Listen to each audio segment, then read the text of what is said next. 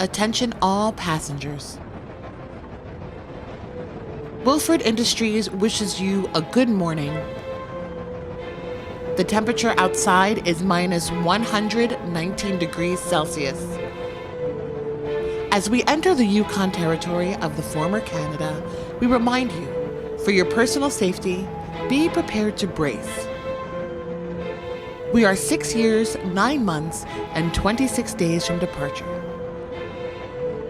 At the tone, the exact time will be 0800 hours. And now, for your listening and viewing pleasure, Wilford Industries is proud to present the latest offering from darkloopsproductions, the Snowpiercers.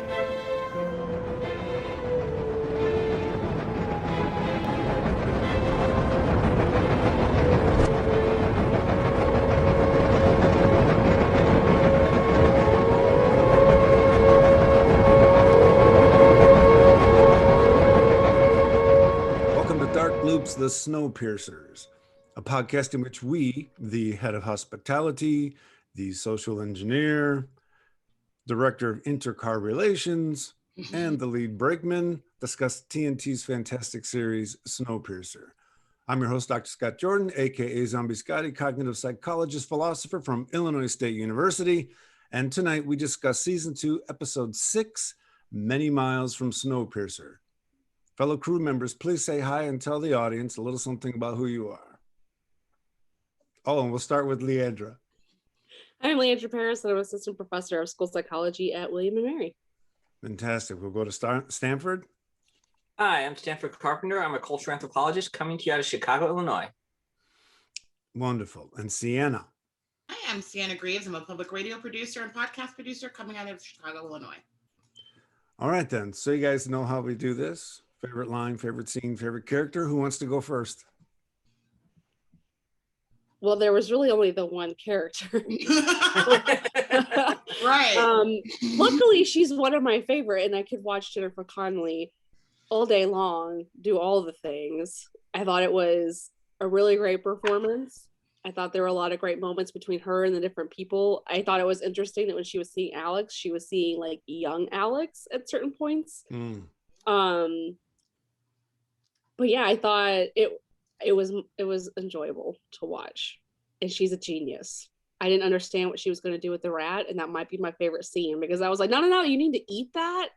And then my husband was like, no, she's going to dye the feet so they can see where it goes. I'm like, no. And then that's what she did. So it turns out my husband's a genius. There you go.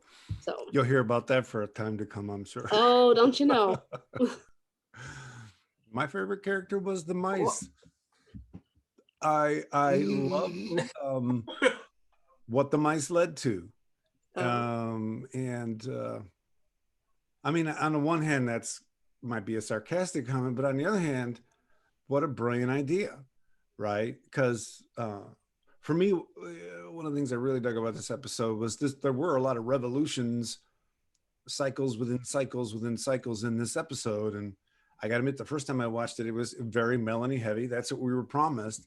Then I watched it the second time and I started to see a little more, Mother Earth's got her cycle and Melanie's got her cycle with Wilford and all these other people and all these different time scales. So it wasn't what she's doing in relation to Snowpiercer now, but all these different sort of layers of story. And I appreciated it more the second time, I'll be honest. And I love the mice. I have to say, I mean, kind of along those lines, what I love the snow. I thought that this was one of the more interesting world building episodes.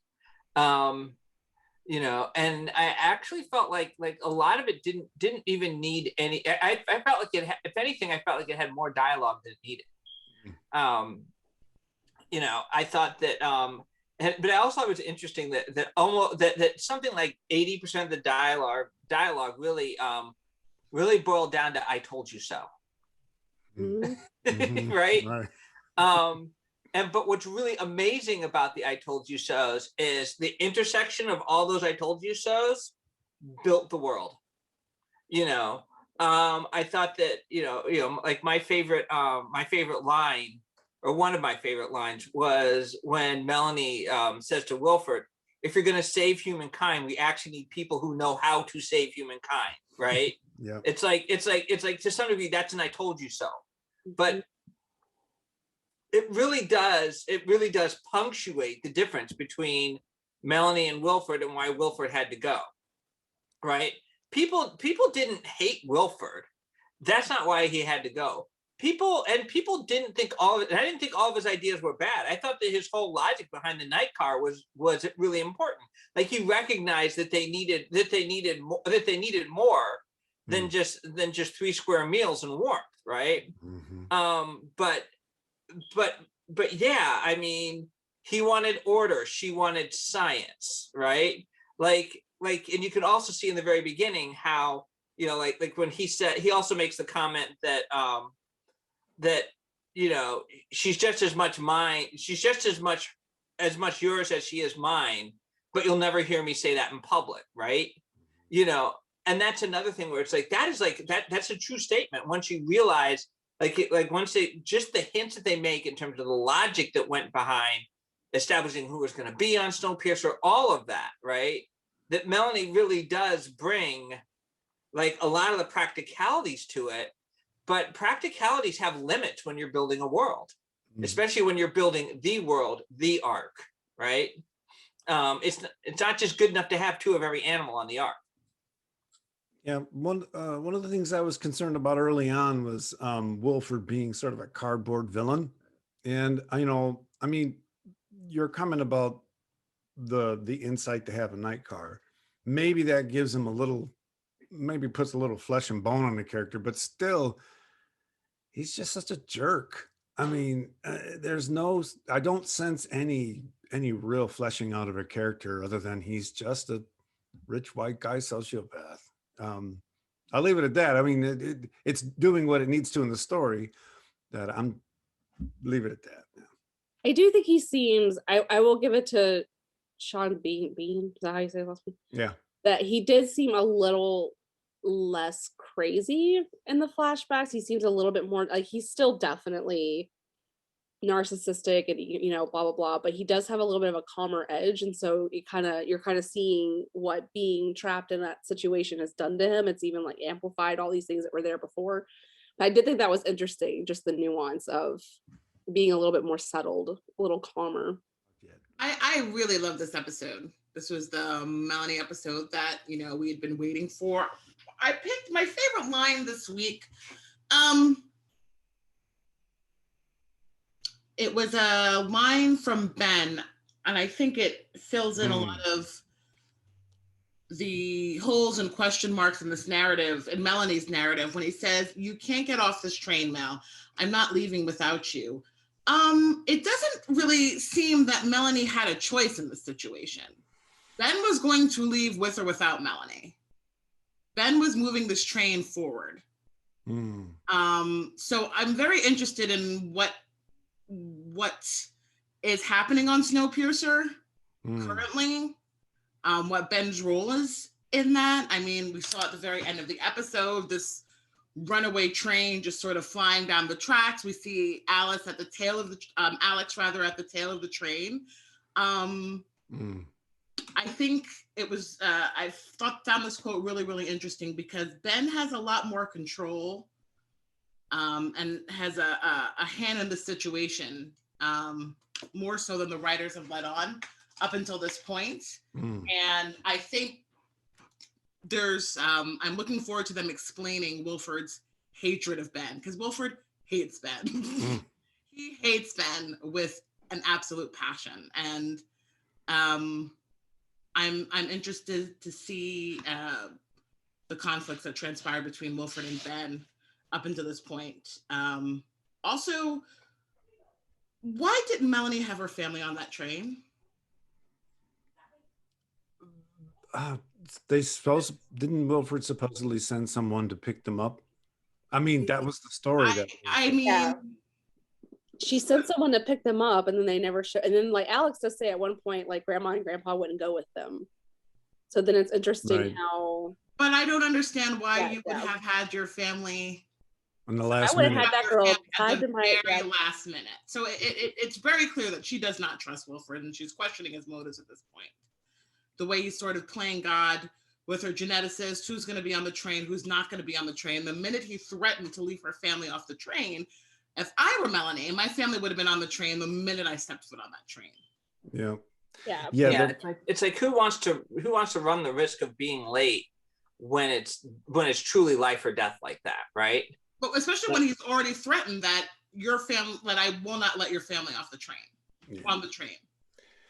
I gotta admit that felt a little plot devicey to me, just like the scene with the geneticists. I mean, how are the geneticists sitting there all by themselves when there's this whole group of people behind the fence? If the geneticists got into that point because they have a ticket, then why aren't they on the train? I mean, you know, I felt like, okay, they want to show you having Wilford say kill them all, you know, and that sort of thing. But if you have geneticists, I mean, they would have had to have been on the train days, if not weeks in advance. Yeah.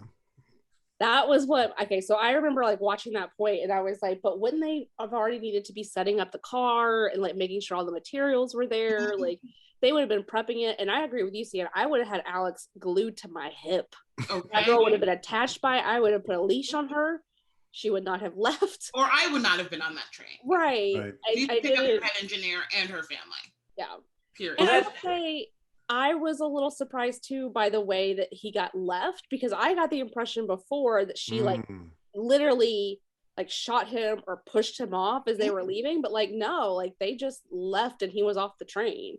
It wasn't this big like showdown between them either. That I feel like he could have ran and jumped on that train. A jackboot would have totally grabbed him. Yeah. So. Yeah, that was also one of my favorite lines when Ben was telling Melanie, you can either save humanity or basically save your daughter. And when Melanie sits down at the train at the engineer station seat and starts the train forward, it reminded me of Alex basically being in a similar situation a few episodes ago where she was driving and she had to engage in an action. Or not engage in an action in that case, not put on the brakes and to have Melanie leave, right? So I thought that was kind of a nice reference across generations to being in that same situation. And I don't want to say being tough enough to do it because that implies that I believe someone made the right choice. I'll just say make a choice, right? Because those are, you know, in philosophy they call that trolley car. The trolley car thing, right? How many people are you going to let die because of some train decision? So yeah, but my problem with that line was I didn't feel like it was a choice. Like if I was in her situation, I would have pushed the button because it wasn't a choice. If the train waits for Alex, the train doesn't leave and we all die. You see what I mean? It's like they didn't have a situation set up where there wasn't an option where you could stop things to let Alex on the train. Alex was already not going to be on the train, right?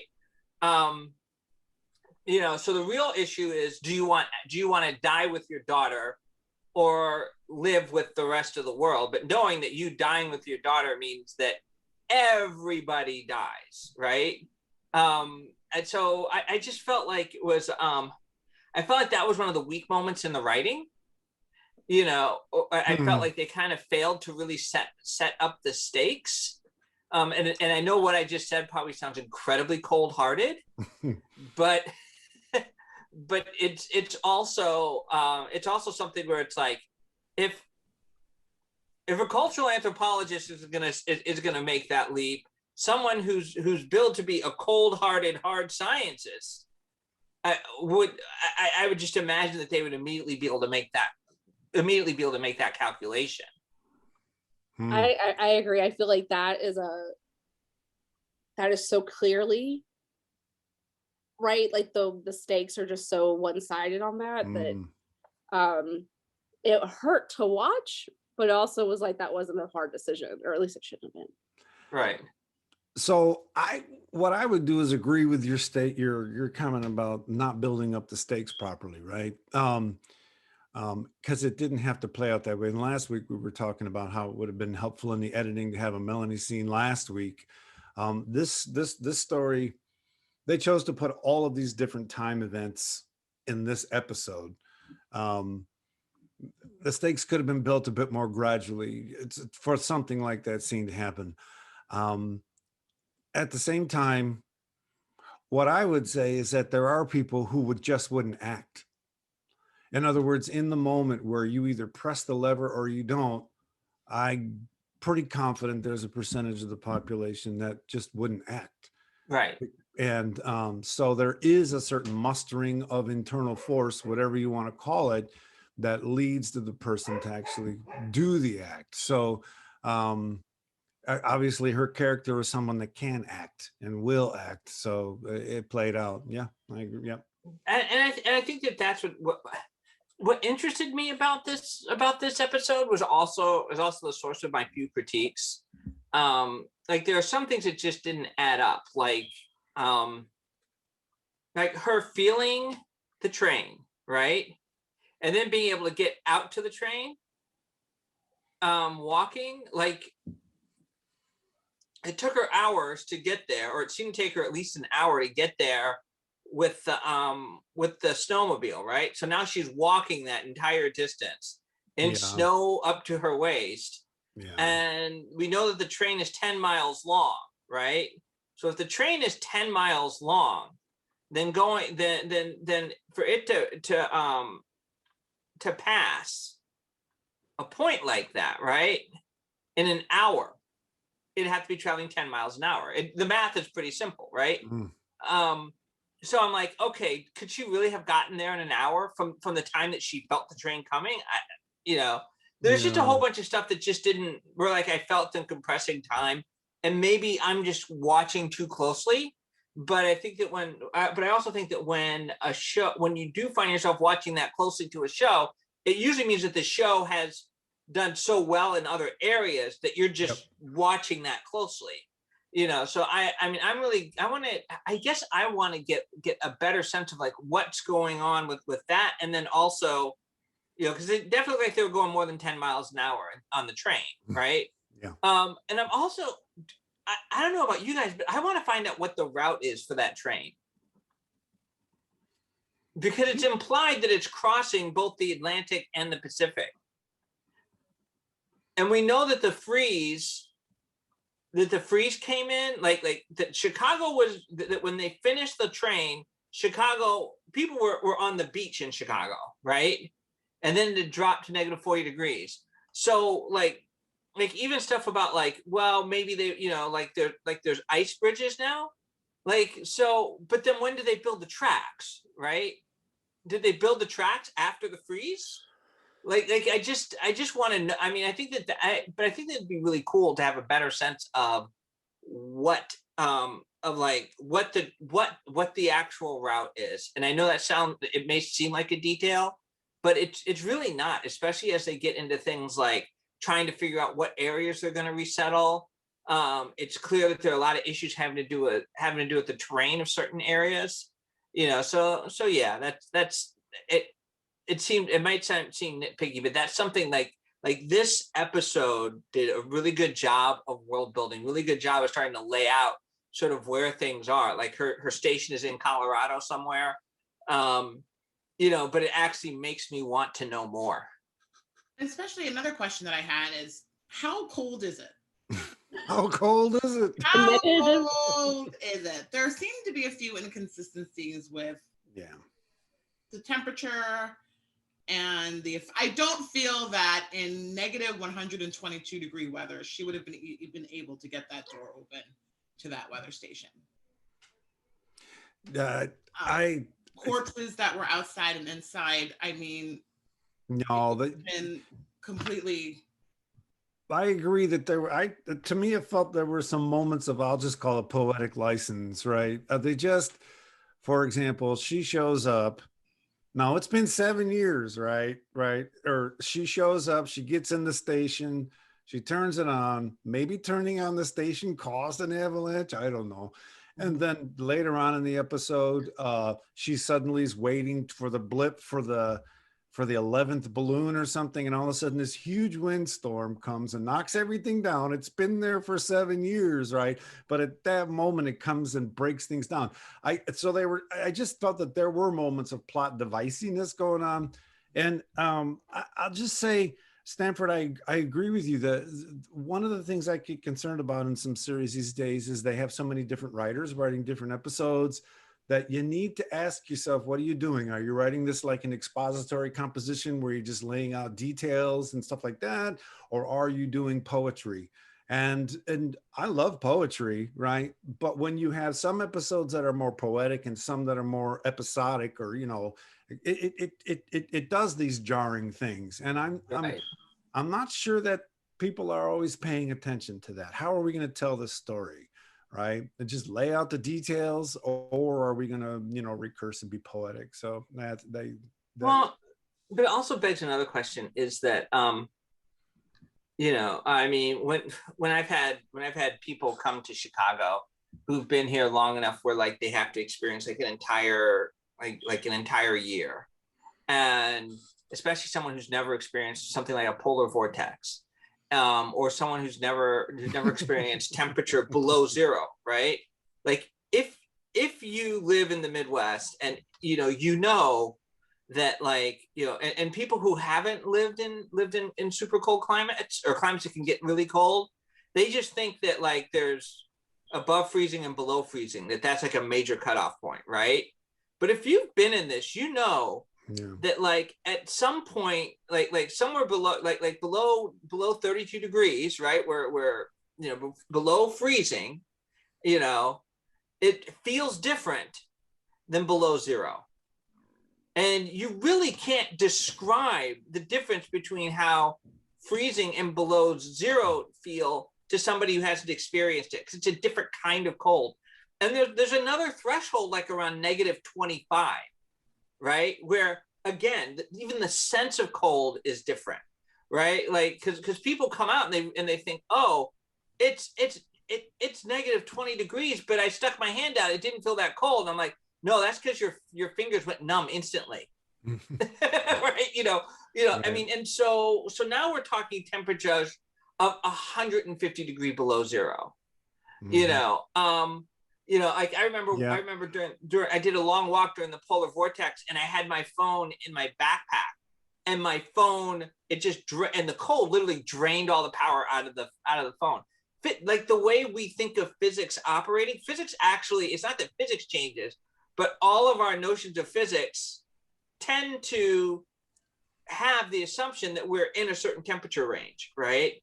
So I actually want to know more about what it means to be 150 degrees below zero, because, you know, she just walked in and just immediately started up these batteries. Well, that's the thing, right? And that's the inconsistency. They haven't, you can't tell somebody about that, about experiencing that kind of cold weather. You have to show them. And the way they've been showing us is that you stick your hand out, it's gone. It's gone. It's frozen solid. And you know what I mean? Yeah. It turns to, it's gone.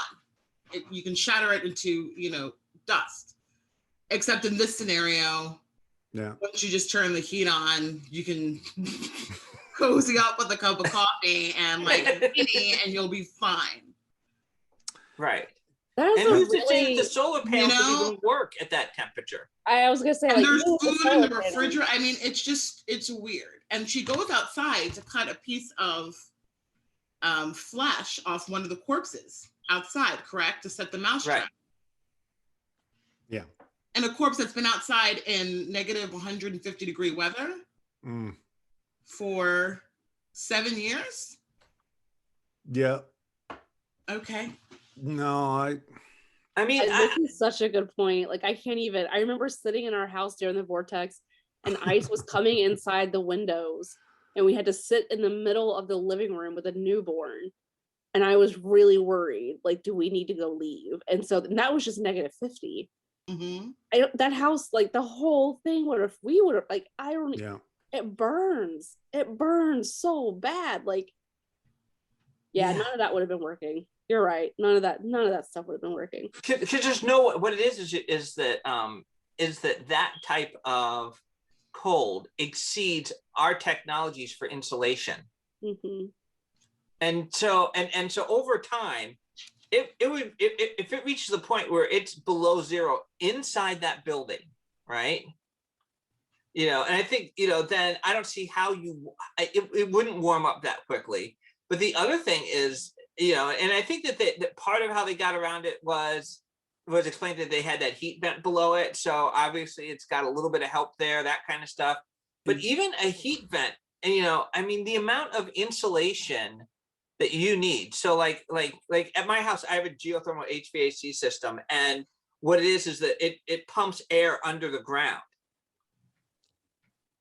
But here in Chicago, the ground is like it has to be 4 to 6 feet to insulate, right? But that's assuming that the temperature only drops to around zero.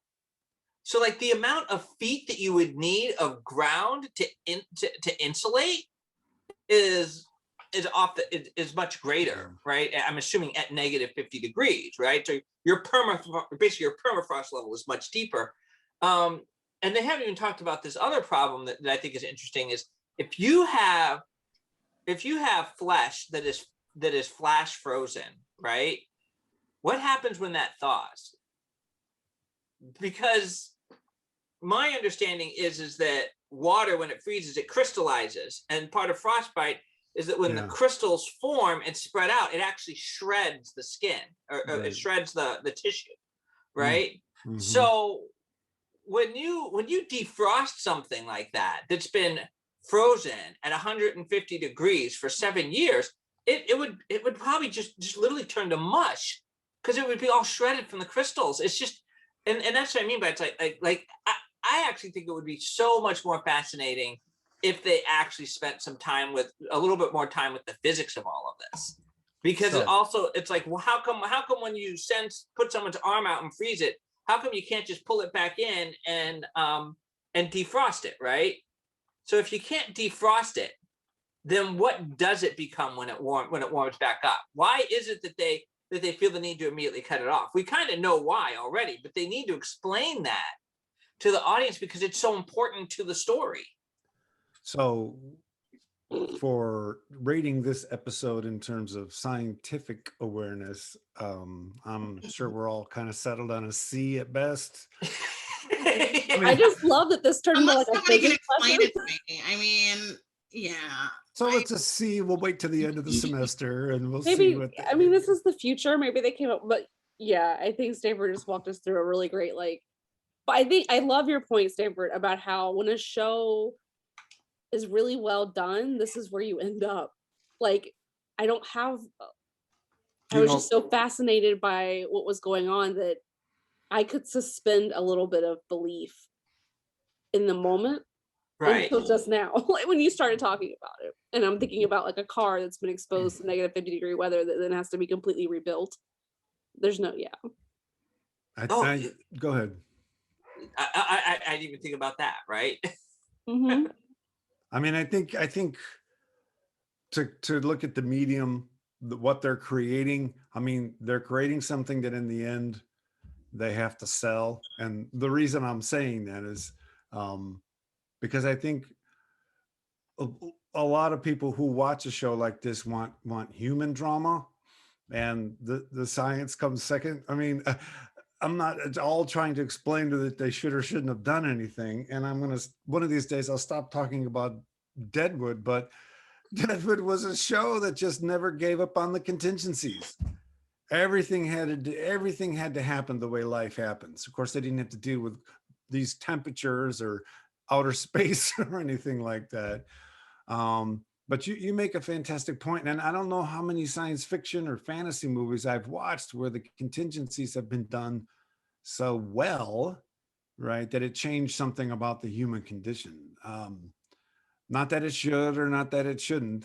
But yeah, no, it's there. And it started with Cianna asking, well, how cold is it? Right? I mean, well, if it's that cold, then well, that's the thing, right? right.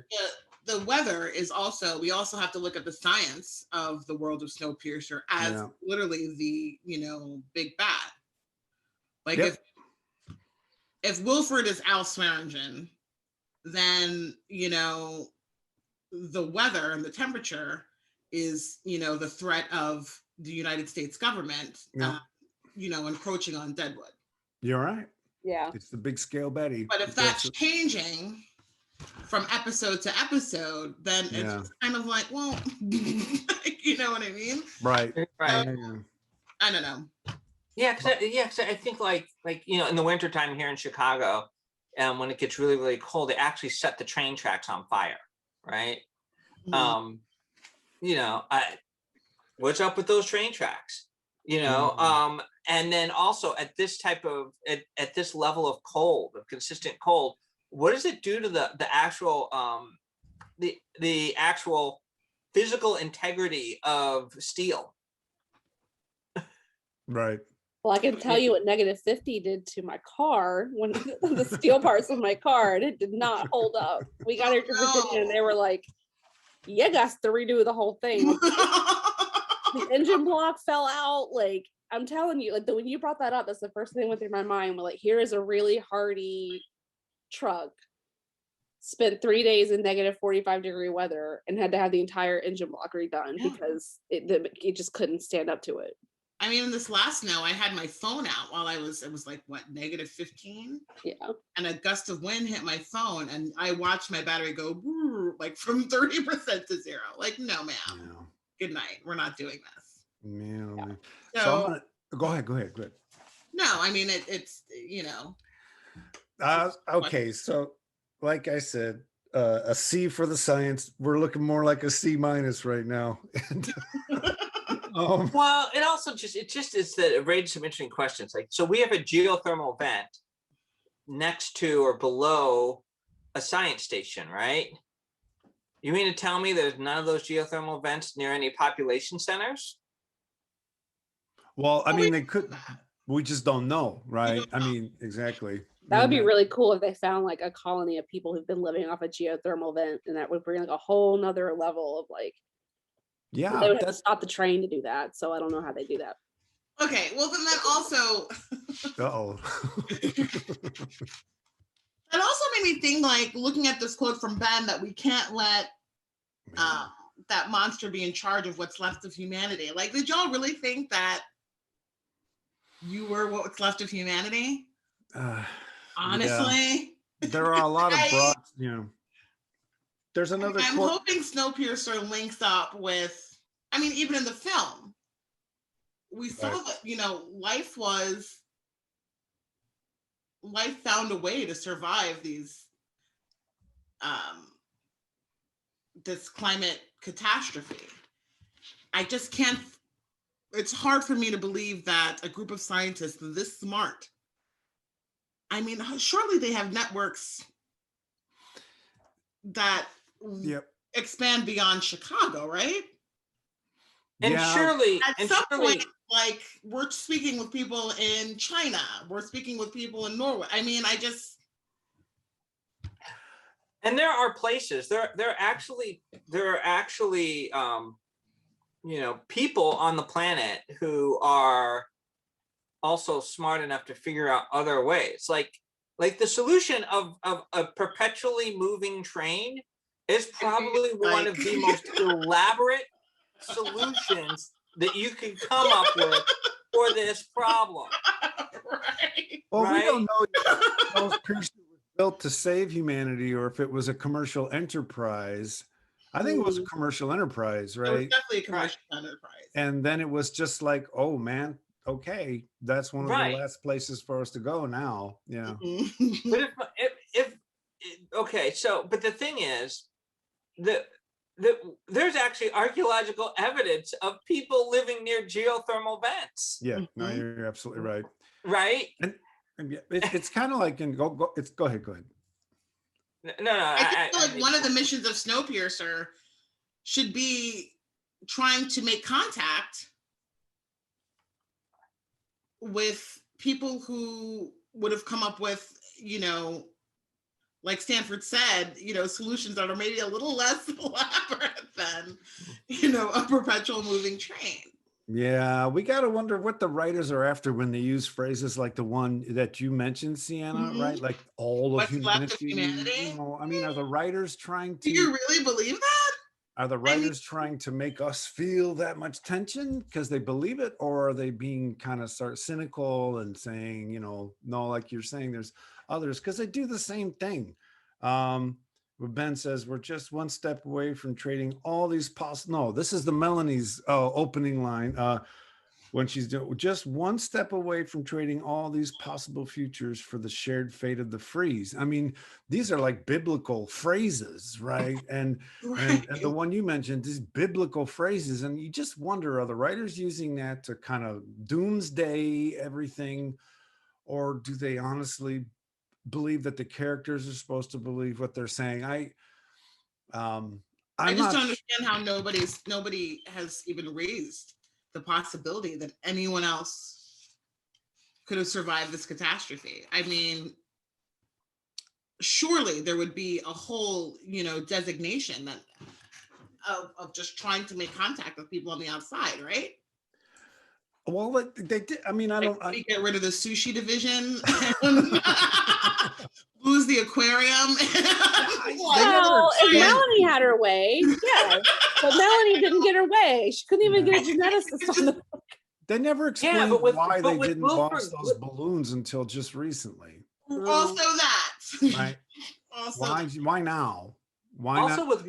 with Wilford gone, she can do whatever she wants to alternate the social system aboard that train. I've said this before. I don't know why she didn't just say, and we do. There was a nice parallel this week between the last minute decision making Wilford was doing. He was stuck with, I mean, if you're going to believe the plot line up to that point, he was left with some last minute decision making. What am I going to do about those geneticists, right? Man, okay, kill them all. And it's not unlike Leighton. Well, what am I going to do about this guy? Well, just kill him. Right. In other words, when people get put in those spaces where they feel like they're at the last minute and they got to decide, it was interesting to see Leighton didn't say kill them all, but he did sanction a murder, to keep order. And so I thought that was kind of interesting. Well, I don't think it was to keep order. I think it was actually he was killing people to put Melanie in her place. Oh, you think that was the thing? Because basically it came down to, I want these people, you want those people. We're gonna kill your people so you don't have any, and the whole thing about that was so enmeshed in their personality clash. And I come back to what he said earlier. This is just as much yours as it is mine, but I'm not telling anyone. Yeah. I mean. And what she said about like needing the geneticists, I'd assume that all the geneticists would be saying the same thing, So I actually felt like that was really more about him showing what lengths he will go to win an argument with somebody, right? Oh, you disagree with me? Well, okay. Well, we're gonna sit here. I'm not gonna sit here and be at loggerheads with you. I'm just gonna eliminate the argument in my favor. I don't think you would have made that decision 4 days earlier. I mean, with everybody banging on the fence and it becoming clear that if they didn't take off, the train was going to be overrun. I think he made that decision for the reasons you're mentioning, but also because he just had to do something. The train had to go. So either lets them on or he lets them on. Well, that didn't make sense either, because you know what? Here's your I'm solution. not saying any of it just shut the doors. That train, we've established that train is built in such a way nobody's breaking into that train from the outside. Yeah. So maybe you have to decide to leave a few more people behind, but at a certain, because that's how they solved it. They solved the irony is he went out to solve the problem by trying to let a few more people in, right? But they were the people he wanted. But then they solved the problem by just having the train leave, right? So that was always there. That's where I felt like there's some unraveling happening, right? because, you know, because we come back to the first scene where they break through and they break into the train. And my thought even back then was just shut the door. Don't fight them. Just run in and shut the door. I will admit that if they didn't, I would argue they didn't do sufficient work showing us how people were getting on the train. When did you give someone your ticket and get on the train? How long have those people been out at the fence? Right. So we're not clear on the timeline in a way that makes when do we close the doors and leave, I would argue, obvious. Right. But they've got other things they want to do, right? In my mind, when I think about the boarding process of Snowpiercer, I'm literally picturing the Titanic. I mean, Yes. that's what I close my eyes and here's Kate Winslet getting on Snowpiercer. Like, that's what I'm seeing. That's what I'm picturing. It's 1912. And that music's playing. Yeah. Exactly. No, that's what I got. It was a bit chaotic, but it's a good scene. Like, they're all good. You know what I mean? Like, the mechanics on how you get there, yes, but like in the moment, it's a good scene. Like, I'm still entertained by it, even if I feel like there was a point too where like it was showing the wind and like the snow kind of coming off. Like, I'm assuming it's like a snowdrift. I'm like, but didn't they say it's too cold for that? So, but it's warming up. I don't know. I think I'm one of those people who's like, you know what, Jennifer Connelly's doing such a good job. I'm just gonna like not think about that right now. Well, the thing is that the snow had already dumped, but what was happening is the snow was just blowing all over the place. Oh, yeah. You know, so that was pre-existing. That was like pre-existing snow. But then I wonder how it is that you distinguish that new snowflake from the pre-existing snow. Right. Although I will say, in all of that aside, the fact that she had to keep going out every day and cleaning off, like I'm kind of glad they showed us that. Like, they did spend some time telling us it would have been like this, because she would have to go out every single day. I love the mechanics of her fixing the radio tower. I just another reason to show like how she's the smartest person on that train. I don't know, potentially the world. I don't know, whatever.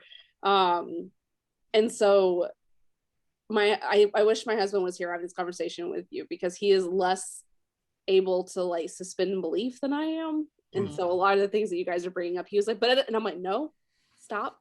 Like, well, that's it. You're watching it for you're getting something out of it, and he's getting something else out of it. And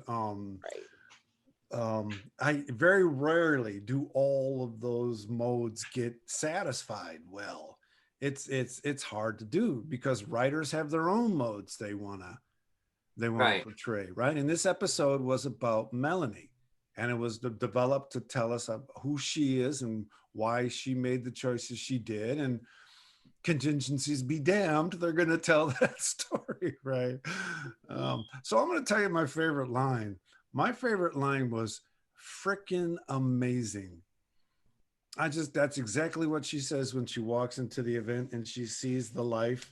And it's amazing we haven't had that conversation, as you said, Cianna, earlier, because, you know, what are we learning about the oceans? Well, there's life all over these vents that we never thought was going to be there, because our model of what it takes to sustain life just wasn't built for, you know, those depths. And now we go there and we actually see life. Now we've got to reorganize how we think about how life comes to be. There was never a discussion, as you said, Stanford, of, well, how do we know people aren't out there, right? It was always about the politics of Snowpiercer in season 1. And I don't know, maybe that's the story they wanted to tell. And, I very much enjoyed that moment of her still being able to be filled with wonder, even in this extremely dark, dingy future. And still being able to be amazed that, well, of course Mother Earth knows what she's doing, right? Of course there's going to be this kind of, because you know what? It's molten lava underneath all this, right? So, because I was wondering something, like one of the things I was wondering is how deep is how deep is the ice? Because ice is, this is the other thing. It's like the Arctic is the way it is because ice is an insulator. Like, ice is actually a really good insulator. It just insulates. The temperature it insulates up to is colder than the temperature that Earth insulates up to. You know, so the water isn't frozen all the way to the bottom of the sea. Right. And even when it's that cold, what happens is that cold means that there's a layer of ice, and that ice gets thicker and thicker, but it doesn't necessarily go all the way down to the bottom of the sea, because it's also about freezing. It becomes also about freezing salt water, which is a different project.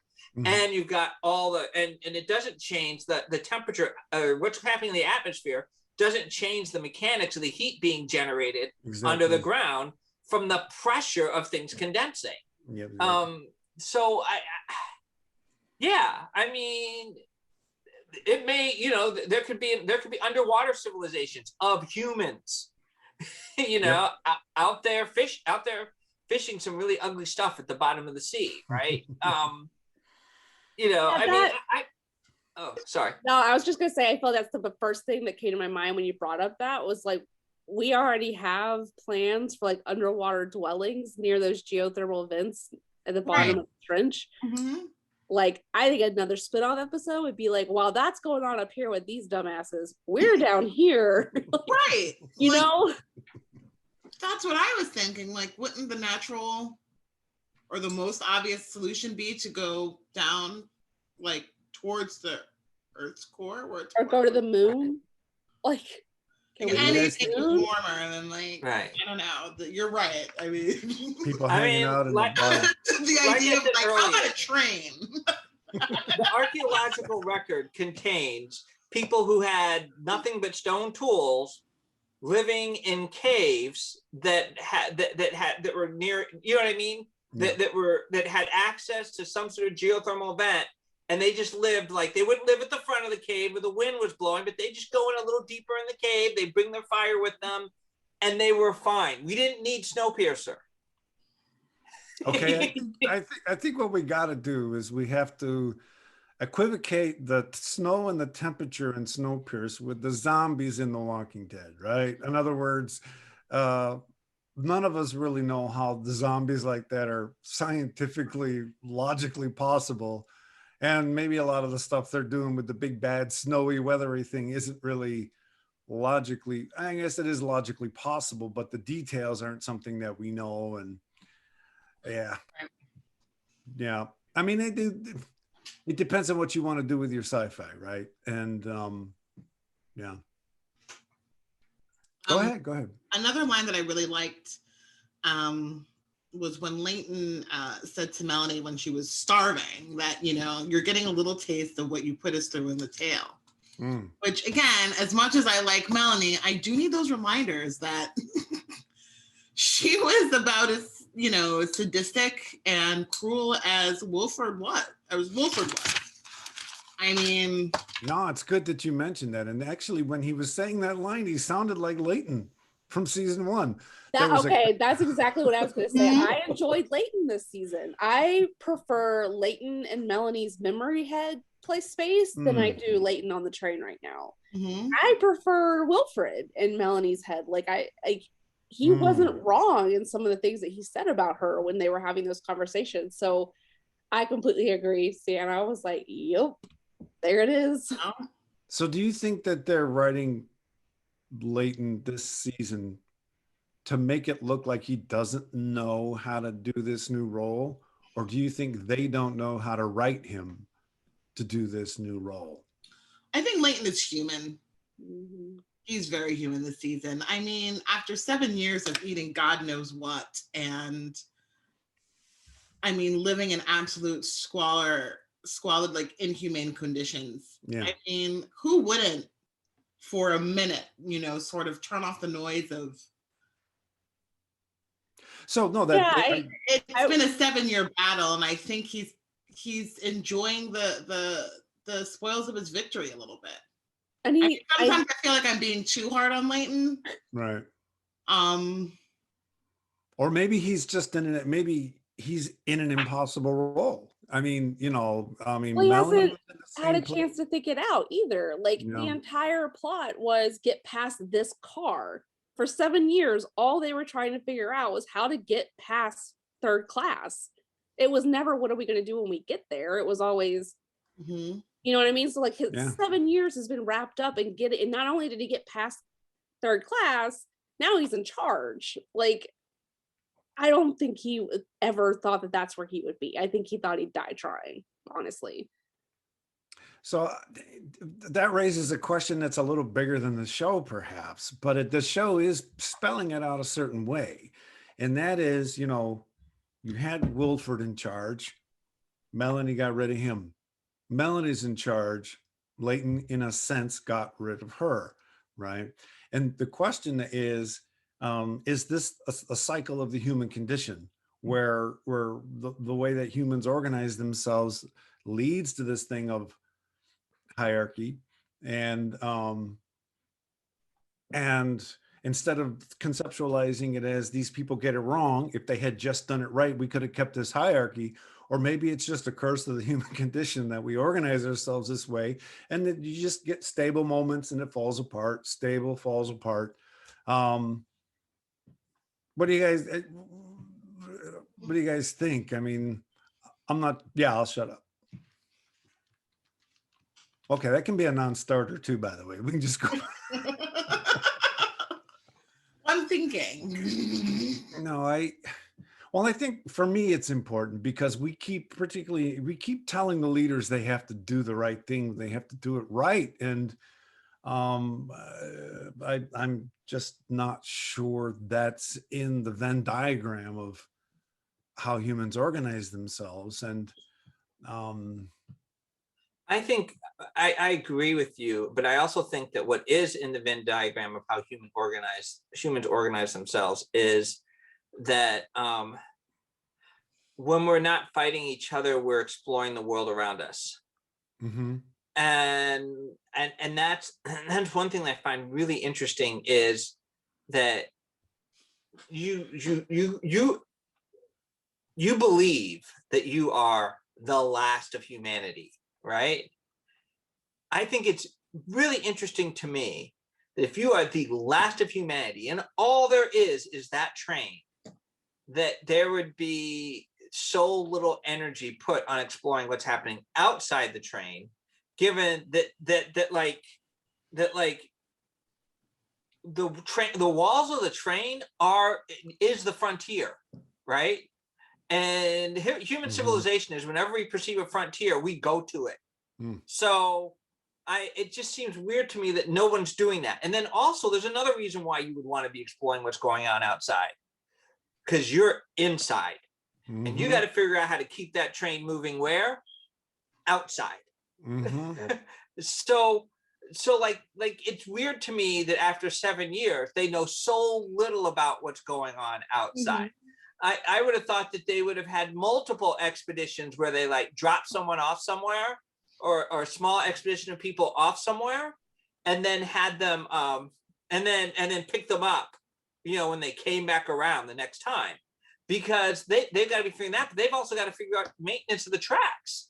How are the tracks being maintained? You know, if you can have an avalanche come down and cover up all of Melanie's supplies, I'm assuming that that's happening to the train tracks, and there are probably some landslides that might be, or the concern would be that you would have a landslide that's bigger than what the train can just plow through, right? So these are things where it's like, I'm like, okay, if I'm living on a train and it's going on this narrow track, I would be investing all sorts of resources in being able to see what's happening on the track ahead of us and what's happening on the track ahead of us far enough that I can stop this thing, because I don't want to figure out that there's no bridge anymore when it's too late to stop. Like, so it's like, so there's all of this, there's so many reasons to know so much more about what's going on outside, and they have the resources to do it, you know, like the basic resources. It just, that's one thing that's one of the things I just find kind of hard to grapple with. I mean, the better explanation would be that they didn't let any scientists on board, right? Well, right. But they did have scientists, or they do have scientists. I think that can also be applied to the tail and the politics inside the train. I mean, nobody could come up with a manifesto in 7 years. No. It just doesn't seem logical that, you know what I mean? So now what? Like, nobody thought,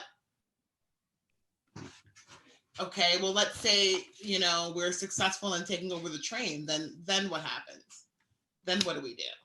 Well, yeah, I don't disagree. Going back to what you said earlier, Cianna, about how cold is it, I think Stanford, in order to defend not doing the things you're talking about in the first season, they said it's so damn cold that if we put your arm out there, you die, your arm freezes. So they tried to make it clear that way, that they couldn't be outside to do the kind of things you're talking about. But yet now here, Cianna says, wait a minute, I thought you couldn't be outside. And now Melanie's out there walking miles in this wooden, stuff. Those kind of things really are glaring. And the whole political thing, I can't disagree. I mean, we talked about why Melanie didn't do something different, right? Why did she lie about Wilford? Why didn't she just tell everybody what had happened? And I guess I think we argued that the first class people were loyal to him or something like that. But looking back, I'm not sure that was actually persuasive. It's not persuasive because at any time what she could do is she could shut off first class and open the windows. Well, I mean, right. That's right. Yeah. And that's why the tail doesn't make sense, right? At some point, what you could do is especially because it's the tail, you shut off the tail, turn off the heat. All right, so let me ask you this, guys. So why did we find season 1 so compelling? If all these, what I'm saying? Because a lot of these issues were there in season 1 and we all loved it. Is it because we were willing to just suspend our belief on the cold contingencies? Because I was. They kind of ixnayed considerations of the outdoors by putting people's arms outside for me, and then I focused on the internal politics. Right. I mean, I still love it. I wouldn't like throw the baby out with the bathwater there. Like, I still thoroughly enjoy it and still love it. I think what they've introduced by having Melanie leave the trade is a bunch of, like Cianna said, like that's when it starts to get really questioned. If they had never introduced that part, like I could have continued along with my suspended belief, but they're messing with it. Like they're poking it a little bit. But I want to be clear that like, it doesn't mean that I don't enjoy it. Like the fact that I'm not bemoaning Melanie's performance or anything it's just what we do, right? Like those things start to become more apparent as other things are done well. So I still enjoy it. I'm very interested to see when Melanie dons the hospitality uniform. What prompts that? Because it was such a misdirect in season 1. I won't even say it was a red herring. It was kind of, they kind of lied to us about who Melanie was and what her role was on Snowpiercer. You begin with her being the head of hospitality when you find out that she built this train from the ground up. There would be no Snowpiercer with Melanie. I mean, who else knows that? Ben knows that. Javi knows that. Ruth knows that. Do the jackboots know that? I mean, why even lie at this point? Right. About well, Wilford is off the train and I am the clear number 2. Right. Right. So why even have this illusion or fantasy? I don't know. I'm just very. I mean, to me, what I think is interesting along those lines is that keeping Wilford as like this mythical godlike figure, right, makes sense. But I could actually see that as being a decision that was made by by all the department heads together, right? Mm-hmm. Because you have engineering, you have hospitality, and you have security. And, and the question becomes, which of these units do we want to be the most equal among equals? And they could say, well, you know what? Instead, we're going to become a council, and then we're going to have Mr. Wilford up there. Because the heads of any of those, and the head of medical, right? Whoever's in charge of medical, science and medicine, security, engineering, and hospitality, right? once you're high enough in any of those realms, you would know that Wilford is dead. Mm-hmm. So I just felt like, I feel like they would have to really, to make that work, they have to be in on it too. I don't see how just Melanie is able to keep that secret, especially since we know that Ben left Wilford behind. We know that all of engineering knew that Wilford was left behind. Mm-hmm. And there was so much direct contact between Wilford and, I forget, Nolan is the gentleman's name, who was the head of the jackboots, up until the minute the train left. So, I mean, how was he satisfied for 7 years, never seeing Wilford, never hearing his voice, never having any direct communication with Wilford? It just... And his ex-girlfriend in the night car. Yeah. Yeah, I think we're kind of peeling away, all the things that maybe we feel haven't been tended to, that reveal what the writers really wanted to do. And I think what they really wanted to do was tell a story about social dynamics. Mm-hmm. And the train is a vehicle, no pun intended, right? But man, when you put that vehicle in motion and all these contingencies end up not being explained, you've got to be doing so much good human social work watching these characters that you just don't care, right? I guess that's where the suspension of disbelief comes in. And I will admit, I'm always looking for one that's so, like, for example, the movie Arrival. Amazing. Didn't really spend any time on the science. They did spend some time on the science of linguistics, but they spent no time trying to explain how those ships were, sustaining themselves, defying gravity. They just basically created a situation that put certain humans in motion certain ways. And I didn't question any. So I'm saying it's a challenge when you're going to do sci-fi to actually the balance between poetry about people and science. And some shows just do it better than others. I was so caught up in that I didn't care about the science, because that wasn't the point. The point wasn't how did these people get here. The point was her story and her experience and that whole thing, right? And so the differences with Snowpiercer, the science behind why they're on the train is important. It is the point. The snow, the cold, the freeze is the point. Mm-hmm. So I think that's where that difference lies.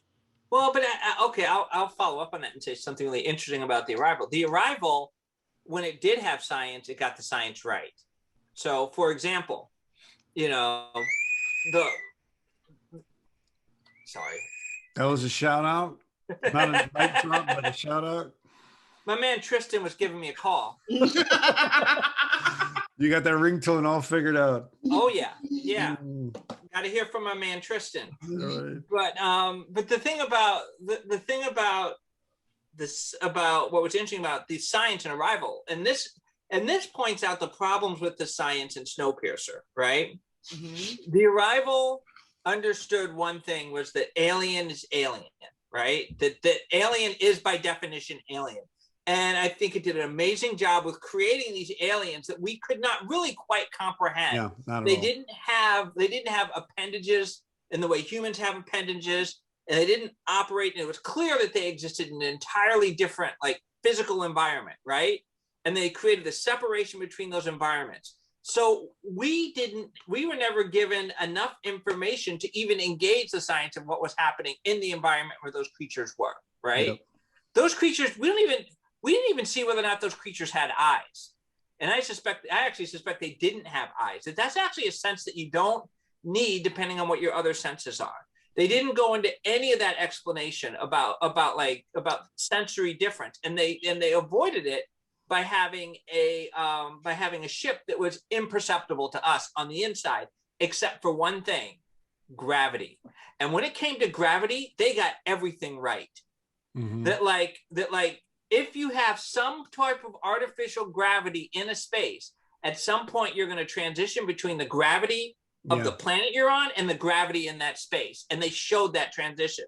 Because remember how at one point they'd be floating up and then they had to twist and turn. And you could see where the center of gravity was changing. Right. And it was like little things like that, right? Yeah. Meant that when we had a moment where the science was in any way sticking out, they made sure the science worked. Yeah, You know? I think their task was, I mean, to be But they honest, could you're have done this. telling. Yeah, But I they don't could have know done if the they same could thing have, with. because with Snowpiercer, I mean, I don't know, because there's nothing that's, I mean, there's nothing alien about Snowpiercer except the cold. Exactly. But Right. the thing is, is that what Snowpiercer didn't do, that The Arrival did do. The Arrival, when we encountered gravity, they made sure they got the science of gravity correct. And then they just created ways for us not to have to deal with the gravity otherwise. Right. What Snowpiercer started off by doing, which was brilliant, was just being like, you know what? It's so cold out there that, look, when you stick your hand out, it comes off, right? So they didn't give us a way to access what was happening in terms of the science of the cold, other than don't stick your hand out the window, right? Which is kind of the equivalent of also saying, don't stick your hand in the electric socket. I don't have to know anything about the science of electricity to see to see some kids stick their finger in there and get electrocuted and die. Right. You know, so as long as when the kid sticks their finger in the electric socket, they die, we've satisfied all the scientific requirements. And that's what they've done here. You stick your hand out, it freezes. Right. And that's why it didn't matter in the first season. I just want to say that I have not seen The Arrival. It reminded me a little too much of Contact. I've been hurt before. Much better. Again. Oh, no, you won't be hurt by this one. No, okay. This is a much better movie. Let's put it this way. If you love anthropology or you love an anthropologist, you will love this show. Okay. Yeah. Subtle, Stanford, subtle. But the thing, what's interesting is that what they did is they actually had her put on a suit at the end of season 1 and step outside. Yeah. The moment they had her step outside, now all of a sudden they've created a situation where now they're creating storylines that depend on an understanding of what's happening out there. Or at least the believability, the coherence depends. All the science upon has the to check out science when she steps outside. Yeah. And that's precisely why when you said at the very beginning today, Cianna, how cold is it out there? How cold is it? That was the first thing that I was like, whoa. That just encapsulates the whole issue we're having. Because obviously for us, it's detracting from our commitment to the human story. I mean, as soon as she walks up to the station and tries the door, I'm like, oh my God, she's going to die outside. She's not going to be able to get inside. Right. And then she was just, able to just sort of open that door and waltz right in. And I was like, oh, okay. That's interesting. Anyone got any favorite lines they haven't told us? This is when I felt like the science did start to kind of break down a little bit. But the other side of it was Jennifer Connelly did an amazing job. Amazing. I love her. No, she did do an amazing job. So did the mice. I mean, it's not easy to get them to go to Jennifer Connelly and her husband Paul Bettany are just living their best lives right now. They're on the best show. I'm just like loving it. They are just, I'm very happy for them and their little family. I mean, that's great. Well, and I think one other thing that was really great about this episode was the way my man Tristan was holding it down. Yeah, he was. He really was. Yet again, my man Tristan, he doesn't need the limelight to do the right thing. Does not need the limelight. Nope. He's just out there. He's just out there making sure everything runs. Doing the job. He's so busy making sure everybody runs that he doesn't have time to get in front of the camera. Whereas all these other people, they just getting in front of the camera willy-nilly because they're not getting stuff done. And my man Kristen is making sure stuff works. I will say that the cliffhanger at the end of this week was heartbreaking. My heart sank. Yeah. That entire scene was... And you saw, my heart sank. Like, oh no. Like all the science aside of like how she got to that moment, like you can tell the writers had that moment. Exactly. We need to get them here because that was like just the desperation on Alex's face, just the way that Melanie completely collapses in on herself. That whole, like it just, yeah. I mean, when she was trying to contact Snowpiercer and she said, "I'm sorry, Allie, I thought it was going to be different this time. I thought I was going to get to you." I mean, that was just sort of like, oh my God, she's going to die in the station. And you just had just a little spark of hope when she felt the vibrations of the train, and it just, that was devastating for me. It's terrible. I mean, I'm going to be honest. Very well written, the performance was great, and that was a great cliffhanger. What were you going to say, Stanford? I just had a thought, and it's something that they would never do because it is Jennifer Connelly.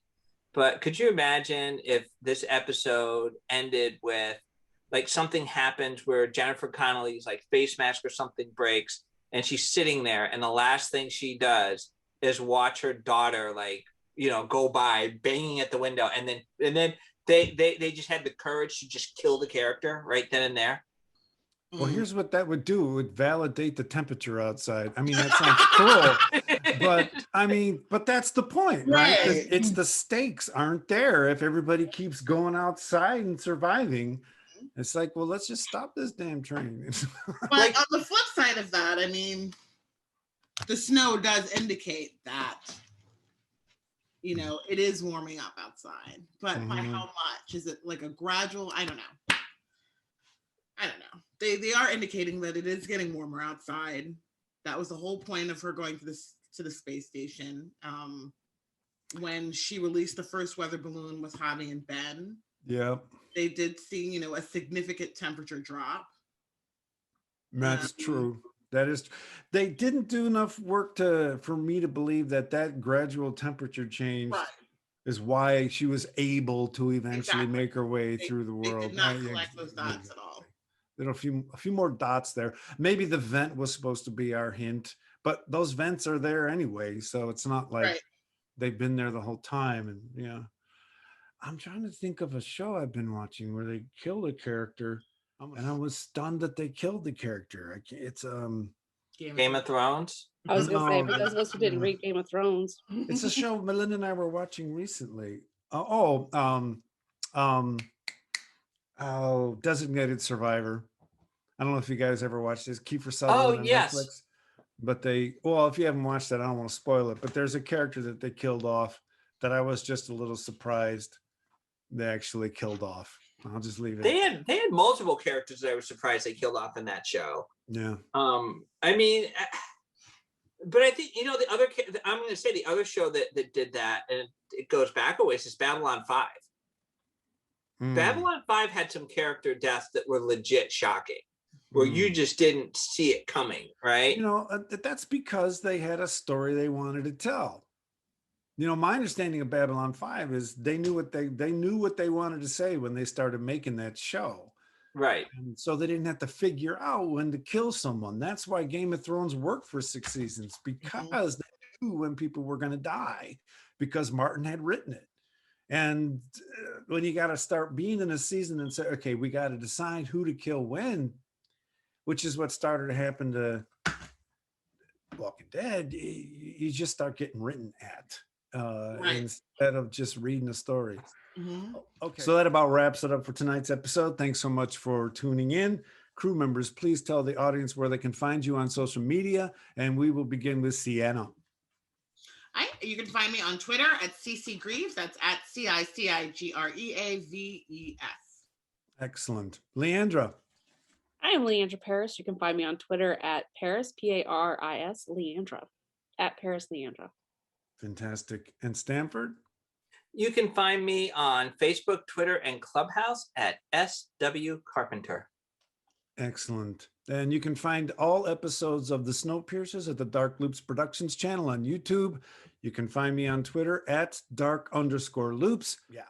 If you'd like to leave feedback about this podcast or any podcast, please leave it below on this YouTube channel or send a message to darkloopsproductions@gmail.com, and we'll be sure to read it at the end of our next podcast. So there it is. From all of us to all of you, big hugs, and remember, freaking amazing. Bye-bye.